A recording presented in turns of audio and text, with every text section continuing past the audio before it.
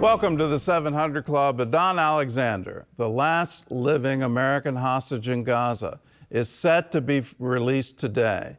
The Trump administration negotiated directly with Hamas to make the deal. Well, President Trump is calling it a goodwill gesture by the terror group. Israel says military pressure by the IDF made the deal possible. Chris Mitchell reports from Jerusalem.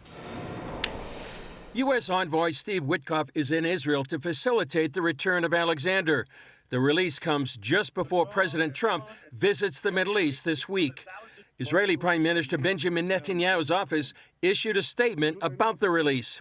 The expected release of IDF soldier Edan Alexander without anything in return will be possible due to the vigorous policy that we have led with the backing of President Trump, and thanks to the military pressure of IDF soldiers in the Gaza Strip. The announcement added that Israel didn't commit to a ceasefire or the release of terrorists, but only to a safe corridor for Alexander to be freed. It added that any future negotiations would come under fire, meaning the fighting in Gaza will not stop while the IDF prepares to expand the war. You know, I would say that the entire game has changed, Chris. Up until now, over the last 20 months, our goal has been to try to deter Hamas, try to destroy them, but to be extremely careful around the hostages. And what this really resulted in was striking in and pulling back, striking and pulling back. And the problem is Hamas understood this right away. Former IDF international spokesman Doron Spielman explained to CBN News while Israel is pursuing a new strategy. What that means is the IDF pushes into Rafah, where we have very intense fighting, as I'm speaking to you right now, in Rafah, with our brigades and with Hamas brigades in Rafah. We will hold that territory. As we move into the middle of Gaza, in the Khan Yunis, we will hold that territory to force Hamas to retreat to a smaller and smaller area where hopefully we can finish them. The challenge, as always since October 7th, is saving the hostages. What we know, of course, is what they know and what we all know, is that they will use those hostages into the last minute, but our hope is by pushing them into an area they have no choice to go to, that's when we hopefully can bring these people home and finish with this. In the meantime, the U.S. and Iran finished their fourth round of talks in Oman over Iran's nuclear program. While Iran's foreign minister says talks are moving forward, he emphasized that they will not agree to stop enriching uranium. This is a right of the Iranian people that is not up for negotiation or compromise. Witkoff maintains that Iran must dismantle its enrichment facilities, downgrade the enriched fuel, and ship it far away. He told Breitbart News an enrichment program can never exist in the state of Iran ever again. That's our red line. The IDF also sent an urgent warning Sunday to the Houthis in Yemen. An IDF spokesman announced on X that since the Houthis use their seaports for terrorist activities, those in those ports should evacuate and stay away from them until further notice. Well, CBN Middle East Bureau Chief Chris Mitchell joins us now. The U.S. apparently talked to Hamas without Israel. What is the fallout from Israel, and what does Hamas get out of this deal? Well, Gordon, what it does for Israel, it actually increases the internal pressure from the hostage families for the release of all the hostages. And the question is, what will this deal cost Israel? And what does Hamas get out of it? Well, some see, Gordon, this is a way that Hamas can drive a wedge between the U.S. and Israel. And how would they do that?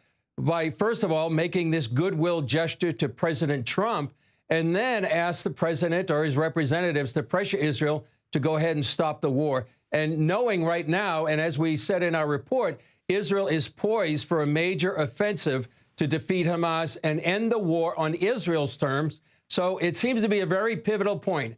We're already seeing reports. Steve Witkoff, the Middle East envoy for President Trump, is telling hostage families he disagrees with the way Israel's waging the war and pointlessly extending the war. So that kind of puts more pressure on Netanyahu. And so the question is, how's the war going to end? With Hamas still in power or Israel in power? Very pivotal point and a point for prayer right now, Gordon. Well, I was really surprised that Witkoff would do that he would go and publicly create a separation between the Trump administration, American foreign policy, and how Israel is conducting operations in Gaza. Is there a sense in Israel that there's now a growing rift between the Trump administration and the Netanyahu government? In fact, there is right over here now, Gordon, because of several recent developments. First, today's separate deal to free Edan Alexander that didn't include Israel. And so will the goodwill gesture, as I said, put pressure on Israel to stop the war? Then there was a separate agreement with the Houthis. That didn't include Israel, to stop shipping, attacking shipping, but not stopping to attack Israel. Then the U.S.-Iran nuclear talks that don't include Israel.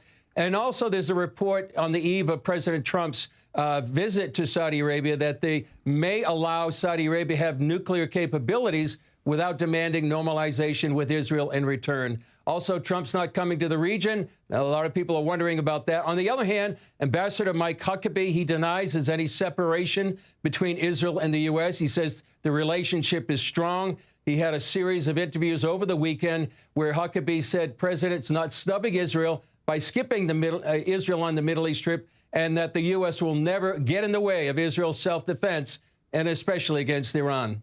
Well, let's talk about the upcoming trip. President Trump leaving for the Middle East today. He's going to Saudi Arabia. He's going to Qatar. He's going to the UAE. What does he hope to accomplish?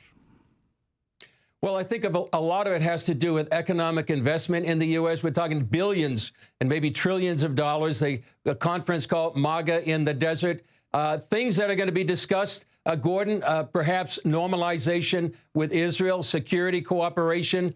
Now, the Saudis may bring up the idea of a Palestinian state. One report that's getting a lot of attention over here, Gordon, Qatar is thinking of giving Trump a $400 million luxury jumbo jet to replace Air Force One. And some thinking, is there a sort of a quid pro quo in this? So many are wondering, what about that as well as other things? But I wanted to add on a positive note, Gordon, President Herzog, Israel's president, said, there's nothing more I want to do than shake the hand of Sheikh Mohammed bin Salman, the Crown Prince of Saudi Arabia, as a rapprochement between Jew and Muslims. And so he believes this could be a historic challenge, a historic moment for the Middle East. Well, that same airplane's getting a lot of talk here in the United States, and you do wonder, is there an exchange happening, and in that exchange, is Israel going to be left on the sidelines? I do think there's hope for the Abraham Accords, and a long-standing prayer, can the sons of Ishmael and the sons of Isaac come together and join together and have peace, and wouldn't that be a wonderful thing? Let's continue to pray for that and continue to hope for it. Chris Mitchell, thanks for joining with us.